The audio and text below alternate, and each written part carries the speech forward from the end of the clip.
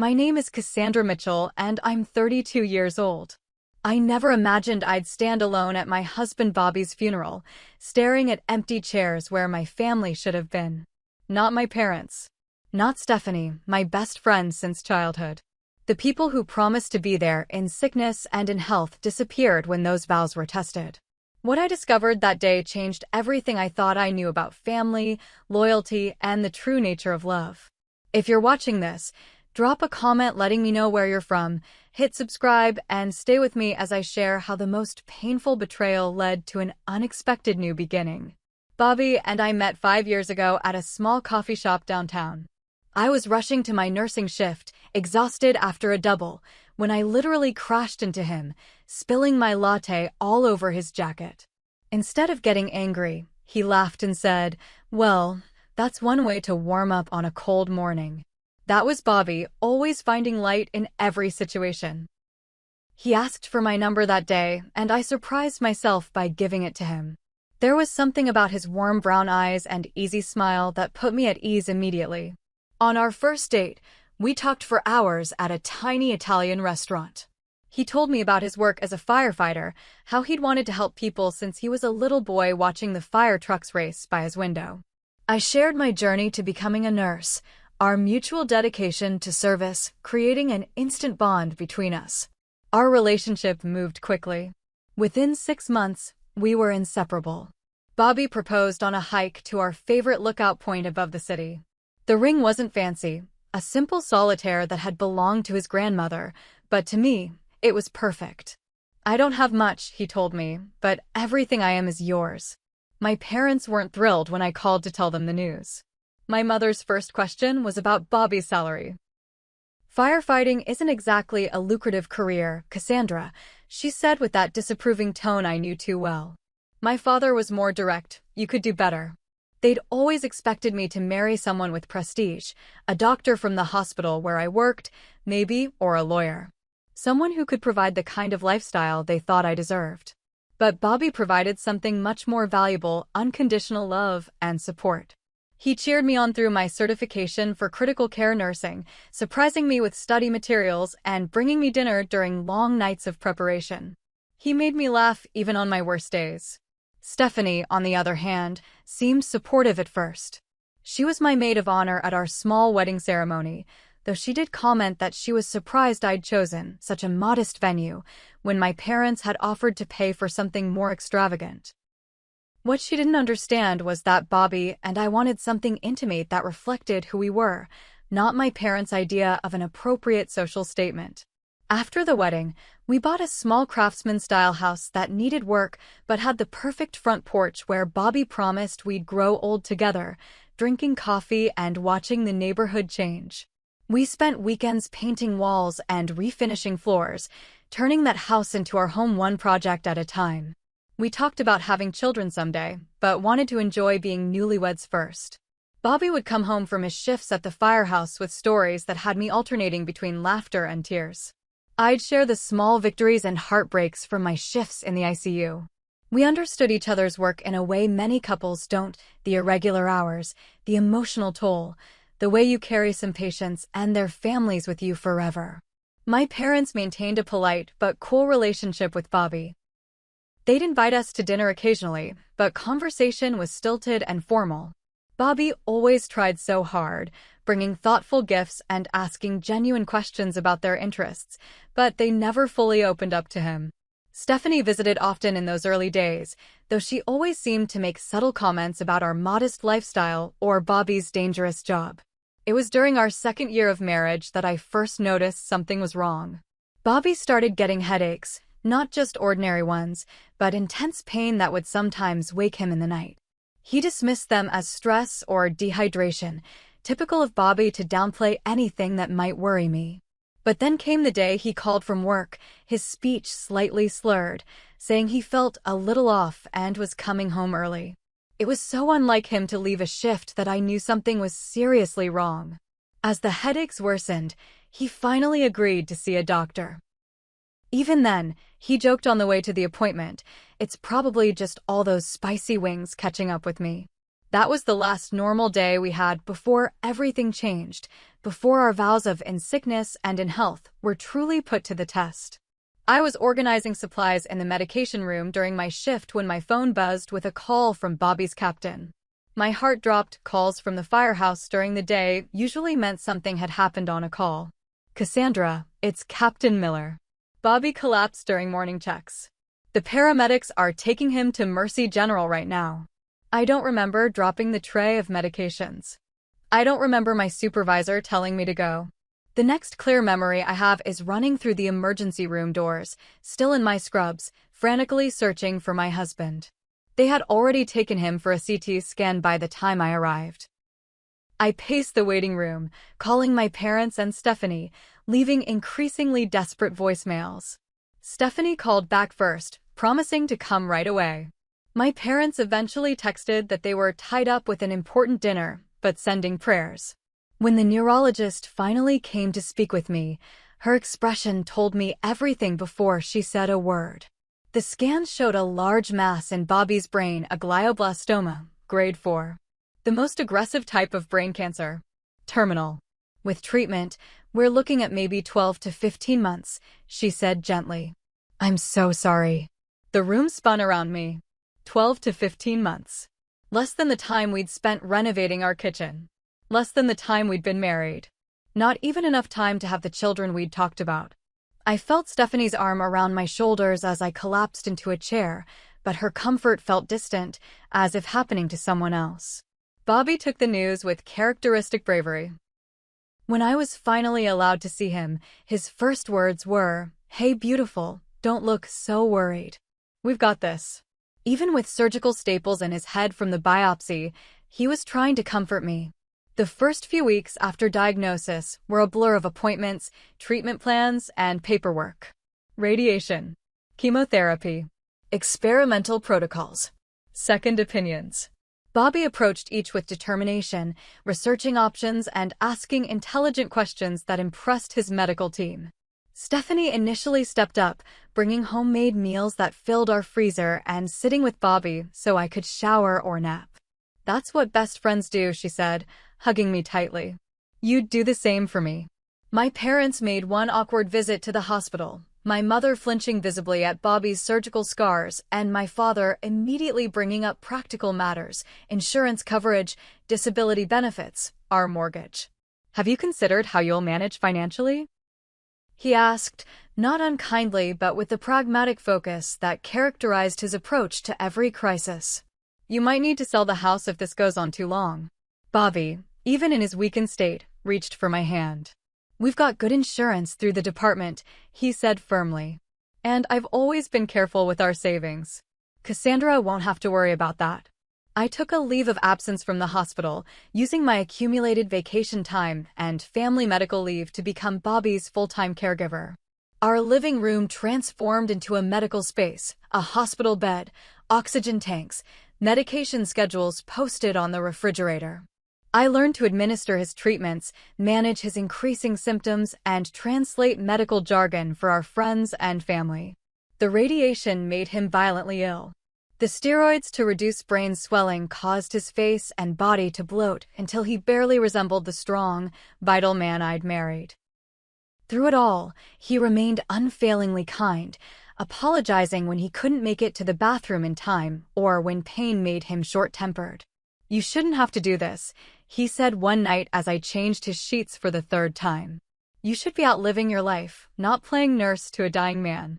I climbed carefully into bed beside him, mindful of his 4 lines. This is exactly where I want to be, I told him, and I meant it with every fiber of my being. For better or worse, remember? The financial strains soon became evident, even with insurance.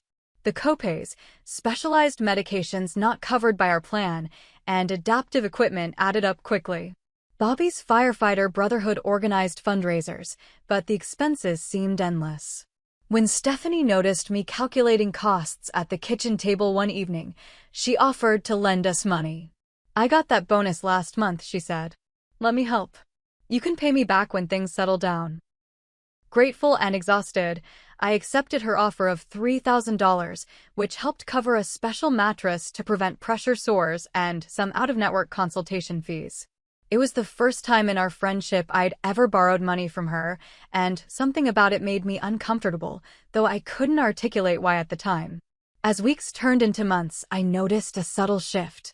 Stephanie's daily visits became every few days, then weekly.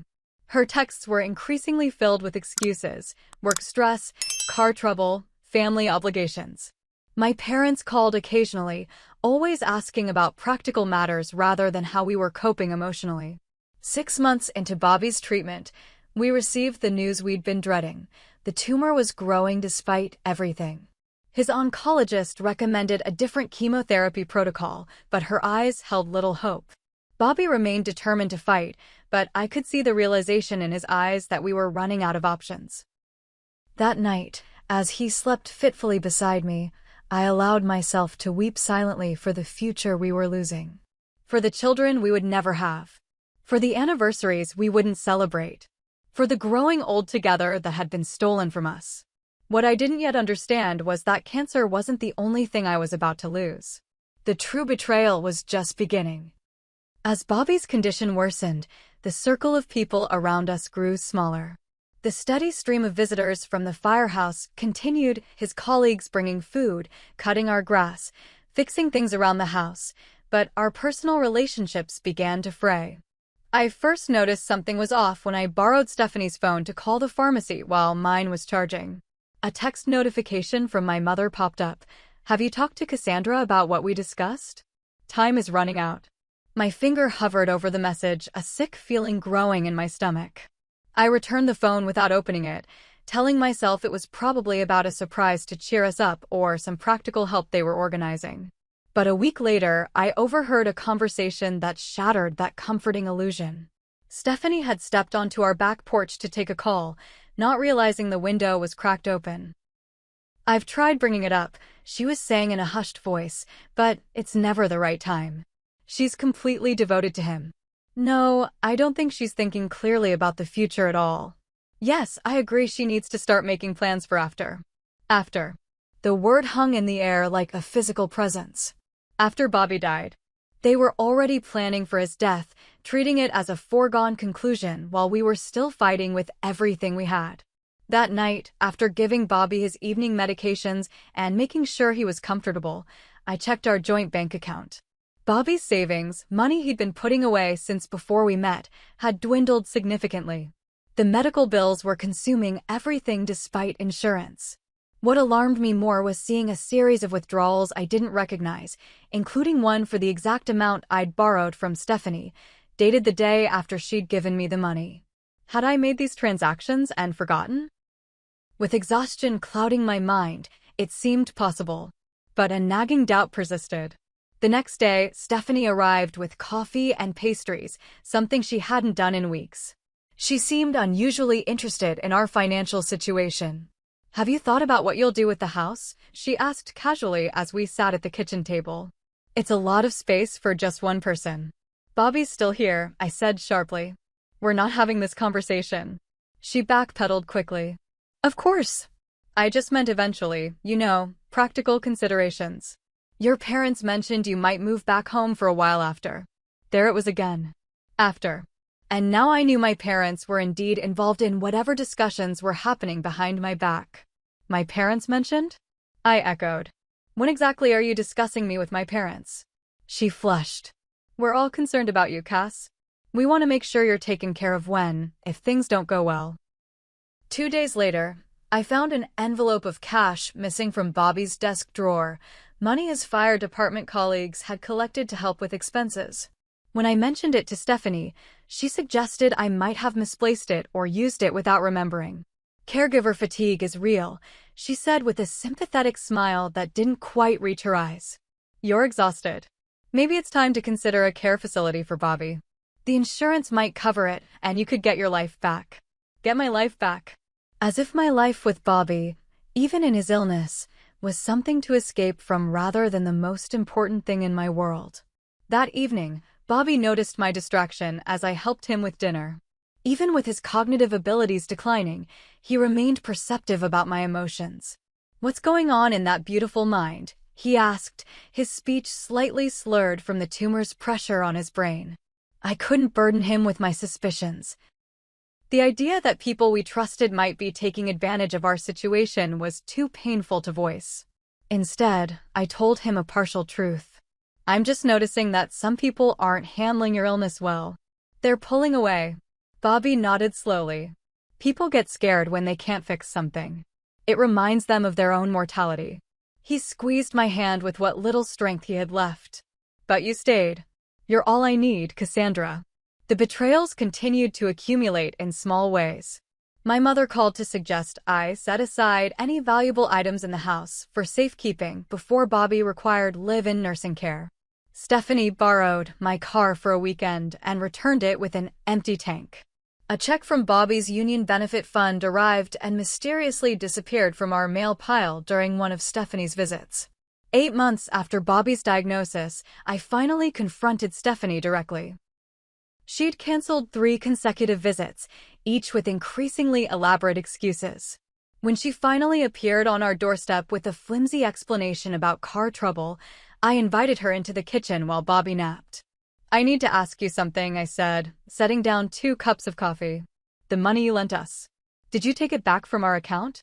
Her expression flickered between surprise and guilt before settling into practiced concern. "Cassandra, what are you talking about?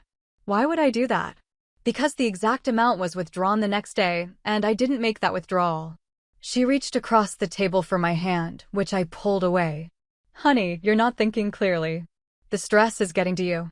Maybe you used it for one of Bobby's treatments and forgot." "It happens." "And the envelope of cash that went missing? And the benefit check? Did I forget about those too?" Stephanie's face hardened slightly. "Are you accusing me of stealing from you?" "After everything I've done to help."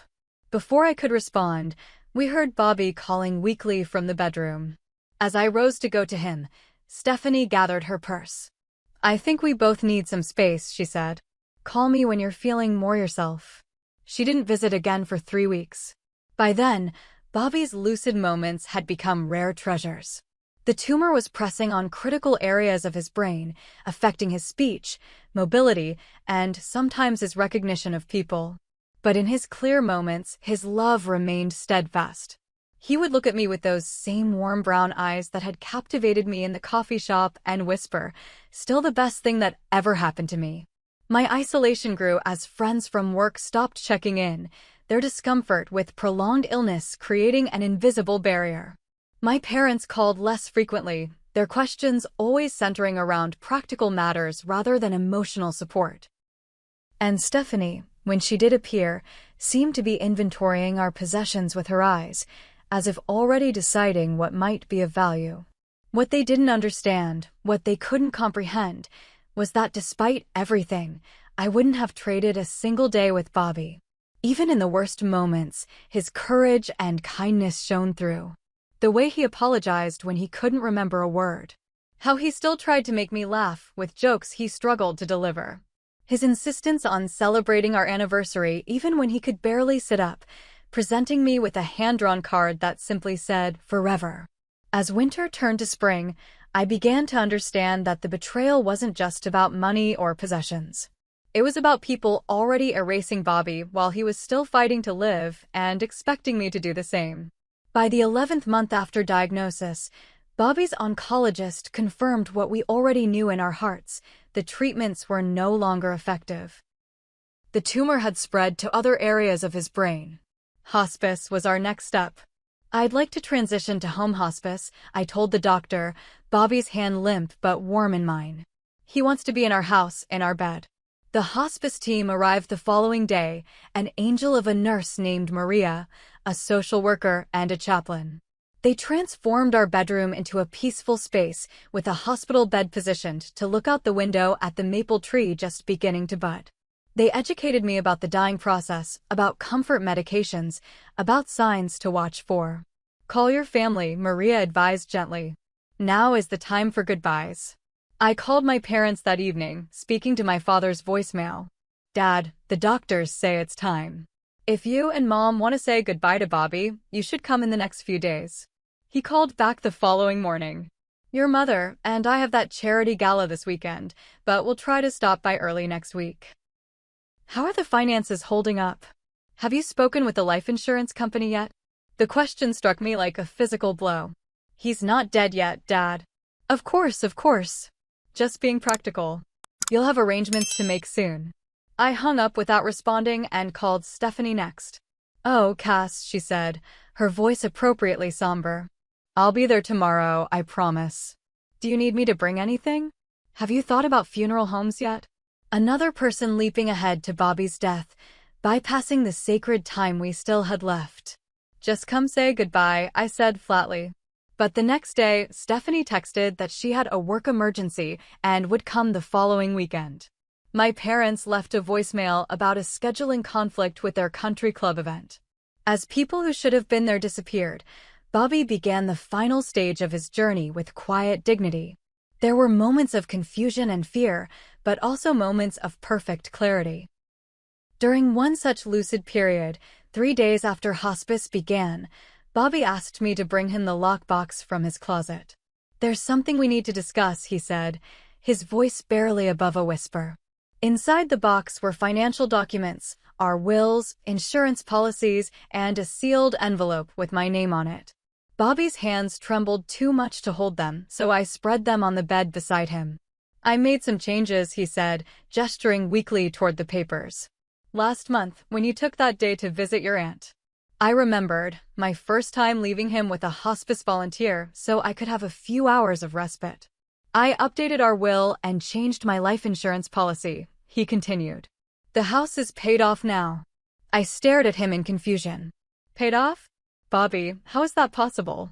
A ghost of his old smile crossed his face. Firefighters take care of their own. The department's benevolent fund. I didn't want to tell you until it was done. I didn't want you to worry about the house after.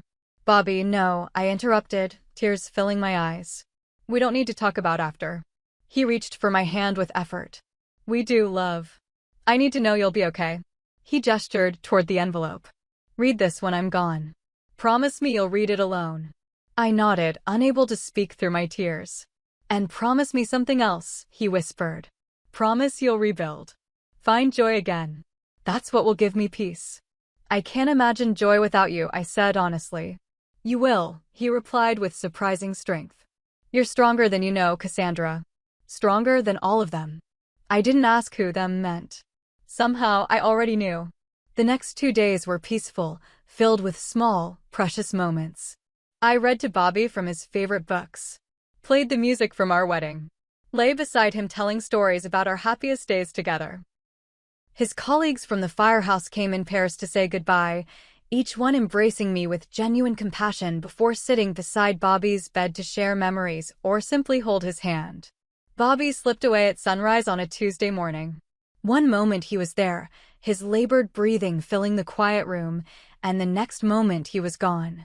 I was holding his hand, telling him about the cardinal that had just landed on our windowsill, his favorite bird. Maria, the hospice nurse, arrived shortly after I called. She helped me wash his body one final time, an ancient act of love and respect. When the funeral home staff arrived, I kissed his forehead and whispered, "Thank you for loving me." In the terrible silence that followed, I called my parents and Stephanie. My mother answered, her voice controlled. Oh, Cassandra. I'm so sorry. Your father and I will help with arrangements. Have you called the insurance company? Not yet, Mom. He just died an hour ago. Of course, dear. But these matters need prompt attention. We'll come by this afternoon. Stephanie's response was similarly focused. I'll be right over. Do you have the policy information? I can help you make calls. Instead of accepting their offers, I called Bobby's captain, who arrived within 30 minutes. He sat with me at the kitchen table, helped me make necessary calls, and asked what Bobby had wanted for his funeral. A firefighter service, I said. At the oak tree in Memorial Park where we used to picnic. The department chaplain helped me arrange everything. Bobby's colleagues created a beautiful service with traditions honoring fallen firefighters, a ceremonial bell, a final radio call, his boots and helmet displayed at the front. The funeral home provided chairs for 50 people. I reserved seats in the front row for my parents and Stephanie. That evening, alone in our house for the first time, I opened the envelope Bobby had left for me. Inside was a letter and additional documents. My dearest Cassandra, it began in Bobby's careful handwriting. If you're reading this, I've gone ahead of you, which was always my greatest fear. Not death itself, but leaving you alone. But you won't be alone for long. You have too much love to give and too bright a spirit to remain solitary. There are things I need to tell you that I couldn't say while I was still with you. I've been concerned about your parents and Stephanie for some time.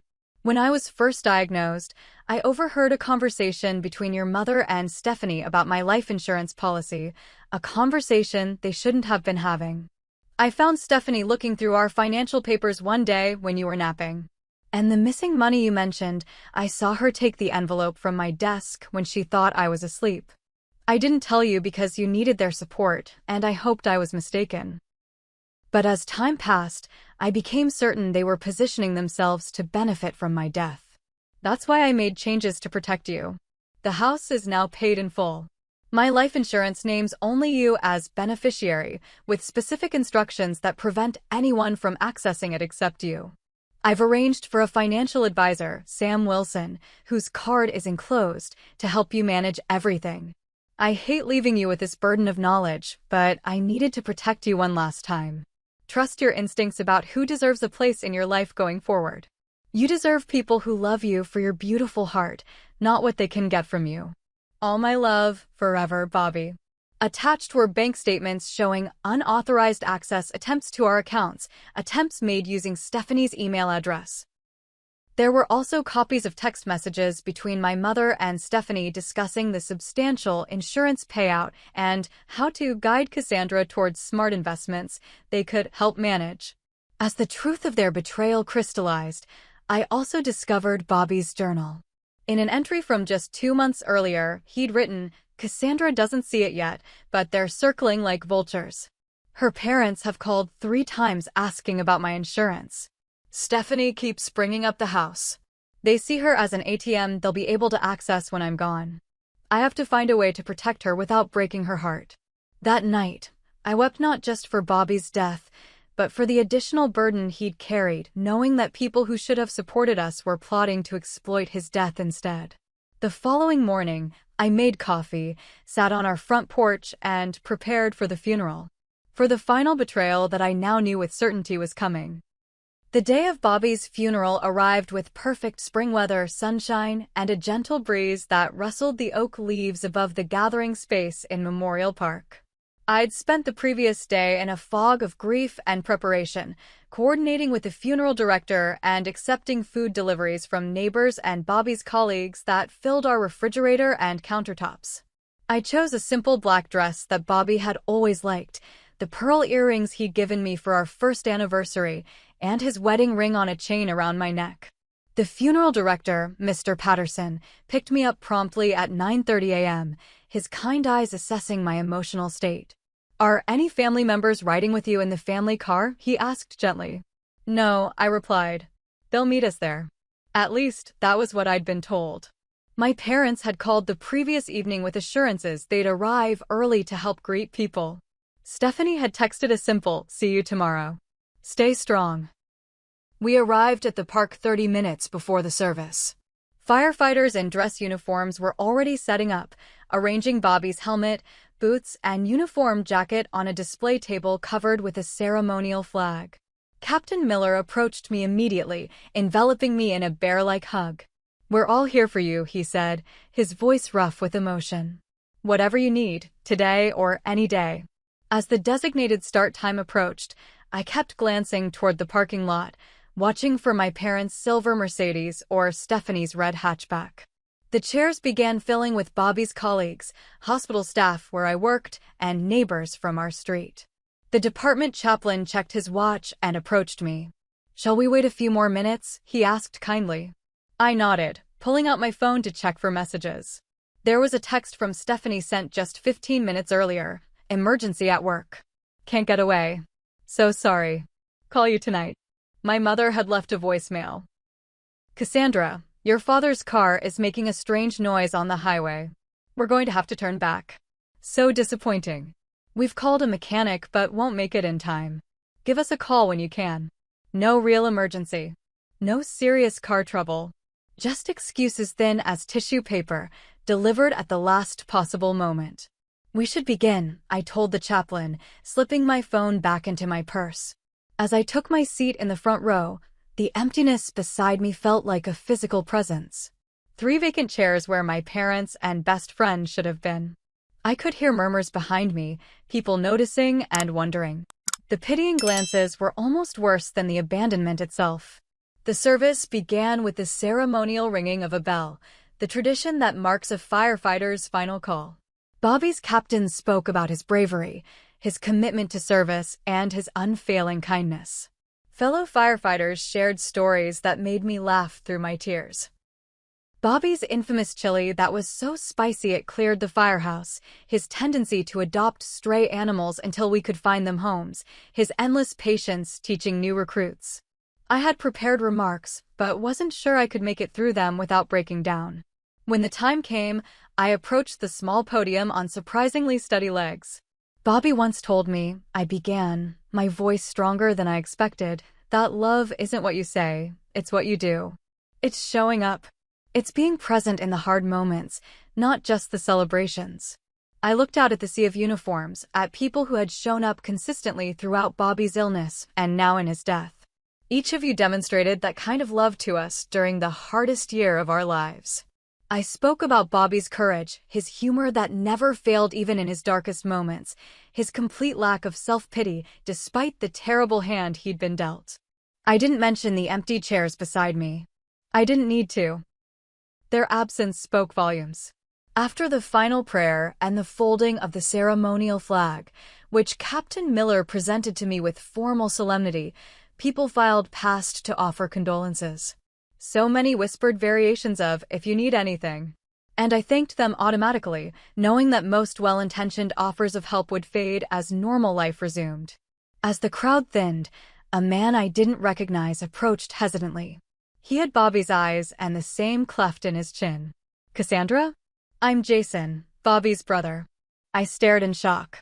Bobby had mentioned his estranged brother once or twice, but said they hadn't spoken in years due to a family conflict he never fully explained. I know this is strange, Jason continued awkwardly.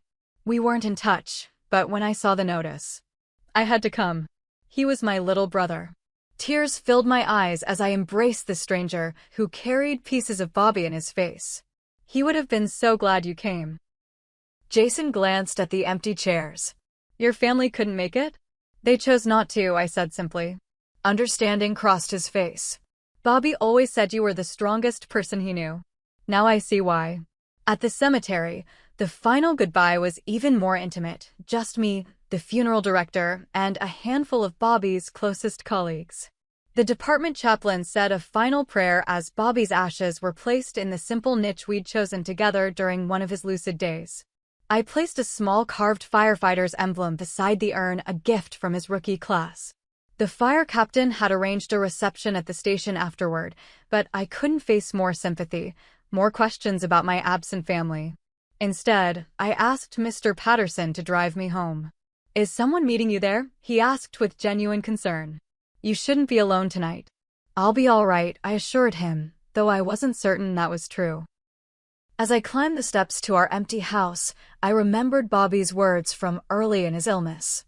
We'd been discussing people's discomfort with his diagnosis, how some friends had already begun to disappear. Some people can't handle the hard parts of life, he'd said. They want the wedding but not the marriage, the birth but not the sleepless nights, the anniversary celebrations but not the daily work of loving someone. Don't be too hard on them, Cass. Not everyone has your strength. I'd thought he was being generous. Now I wondered if he'd been preparing me for exactly this moment, standing alone on our porch with the knowledge that the people who should have loved me most had failed the ultimate test of loyalty. As I turned the key in the lock, I made a decision. This betrayal would not define me. I would honor Bobby by being exactly the person he believed me to be, someone strong enough to rebuild from ashes. A week after the funeral, I was sorting through Bobby's clothes. The hardest task I'd faced yet when the doorbell rang. Through the peephole, I saw Stephanie standing between my parents on the porch, all three wearing appropriately somber expressions. I considered not answering.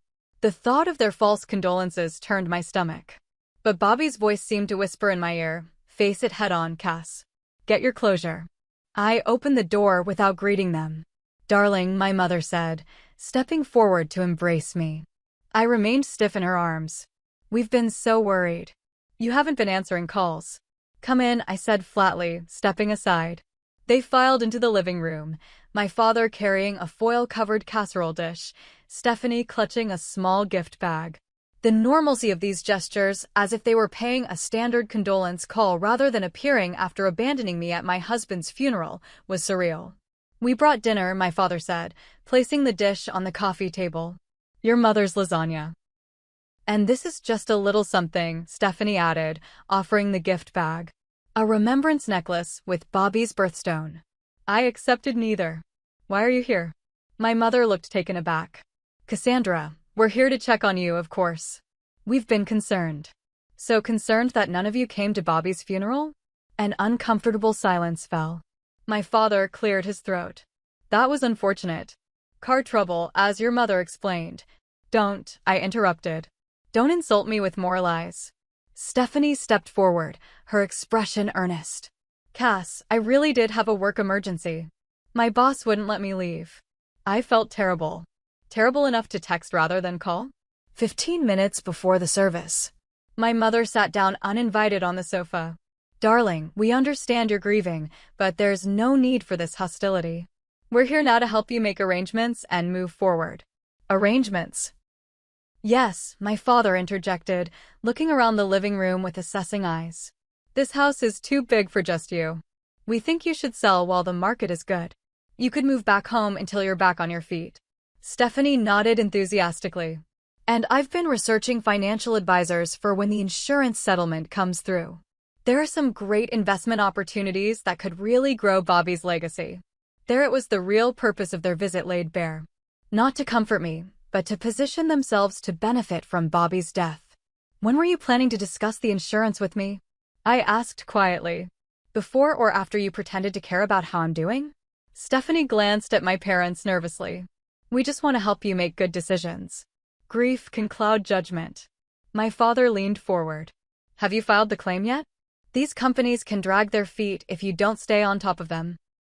"Actually," I said, walking to Bobby's desk and removing a folder, "I have some questions for all of you first." I spread out copies of the documents Bobby had left me, the bank records showing Stephanie's attempts to access our accounts, the text messages between her and my parents discussing how to manage my expected inheritance. "Would you like to explain these?" The color drained from Stephanie's face. My mother's mouth opened and closed without sound. My father recovered first. "Where did you get these? Have you been spying on us?"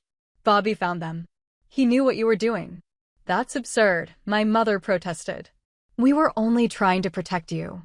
That husband of yours was making questionable financial decisions during his illness. The medication affected his thinking. Bobby was more clear-headed on his worst day than you are at your best," I replied, my voice shaking with anger. "He saw exactly who you were."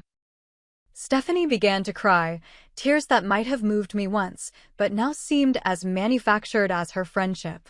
"Cass, you're twisting everything. We were worried about you being taken advantage of. Bobby wasn't thinking straight near the end." "Is that why you took money from his desk? To protect me?" She flinched. "I borrowed that. I was going to pay it back." "And the benefit check that disappeared from our mail?" "I never touched any check," she protested, but her eyes started away. My father stood abruptly. "This is ridiculous. We came here to help you, and you're treating us like criminals." "That firefighter filled your head with paranoid nonsense." "That firefighter," I said, my voice deadly calm, "was my husband. He protected me until his last breath, including from you." I pulled out the final document, Bobby's updated will and insurance policy. "He changed everything, you know. The house is paid off." The insurance policy names only me as beneficiary, with specific provisions preventing any transfers to family members for 5 years. My mother gasped. He can't do that. He did. He made sure you couldn't manipulate me when I was grieving. My father's face darkened with anger. That's gratitude for you. After everything we've done. What exactly have you done, Dad? You didn't help during his illness. You didn't even come to his funeral. He was never good enough for you, my mother blurted. A firefighter? You could have married a doctor, had financial security, social standing. Instead, you tied yourself to a man with a dangerous job and a mediocre income. The truth, finally. I almost appreciated her honesty after so many lies. Bobby was worth 100 of you, I said quietly. He understood what family really means. It's not about status or money. It's about showing up. It's about love that doesn't come with conditions. Stephanie made one last attempt. Cass, you're not thinking clearly. Grief does things to people. We care about you. We just want what's best. What's best for me is never seeing any of you again, I interrupted. Bobby left me everything I need, including the clarity to see who truly loved me and who saw me as a path to money. My father's face hardened. You'll regret this, Cassandra. When the grief passes and you're alone in this big house with all those memories, you'll need your family. I have family, I said. Not one of them is in this room. I walked to the door and held it open. Please leave my home and don't come back. Any further communication can go through my lawyer. They left in stunned silence, my mother pausing at the door with tears in her eyes that might have been genuine remorse or simply the frustration of a plan thwarted. Either way, it was too late. As I closed the door behind them, a strange feeling washed over me. Not the crushing loneliness I'd expected, but something that felt remarkably like freedom. The first night after confronting my parents and Stephanie, I slept more peacefully than I had since Bobby's diagnosis. There was something clarifying about having the truth in the open, about no longer needing to make excuses for people who had never deserved my loyalty. The next morning, I woke to sunlight streaming through the bedroom window and made a decision. I would take Bobby's final gift to me, the freedom from financial worry, and use it to rebuild my life with intention. I started with small steps. I returned to work part-time in the ICU, where my colleagues welcomed me with understanding and space to heal. Many had attended Bobby's funeral and knew about my family's absence, but no one pressed for explanations. Instead, they covered my shifts when grief hit unexpectedly, brought coffee during long nights, and shared their own stories of loss and recovery. Captain Miller and the firefighters from Bobby's station remained present in my life in ways I hadn't anticipated. They showed up regularly to mow the lawn, fix a leaking faucet, or simply share a meal and stories about Bobby. They became the family that had been there all along, hiding in plain sight. Bobby made us promise to look out for you, Miller told me one evening as he repaired our deck railing. But honestly, we'd have done it anyway. You're one of ours now. 3 months after the funeral, I met with Sam Wilson, the financial advisor Bobby had selected. He helped me establish a foundation in Bobby's name that would provide scholarships for children of firefighters. It felt right to honor his legacy of service by supporting the next generation.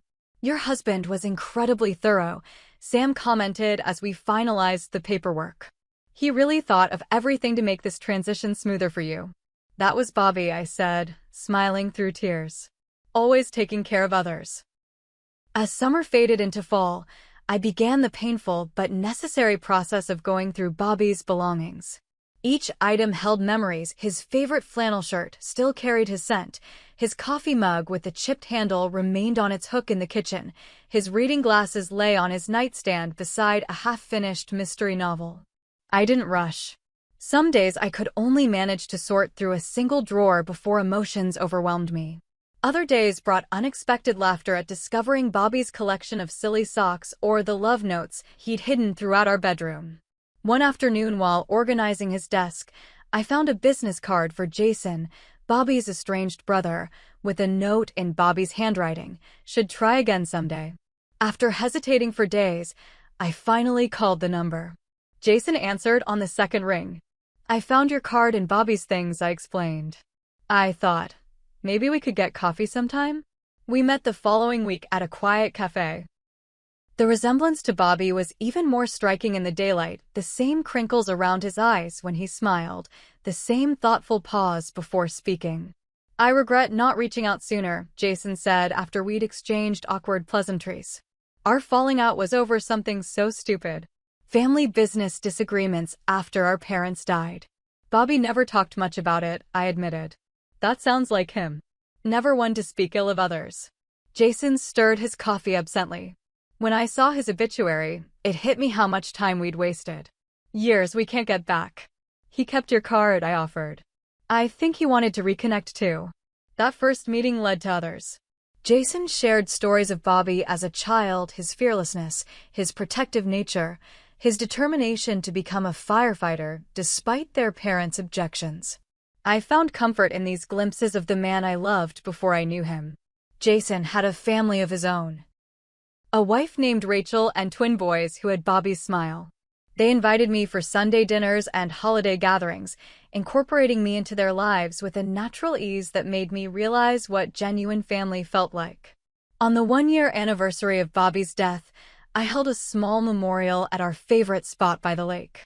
Jason's family came, along with Bobby's firefighter brothers and several of my nursing colleagues.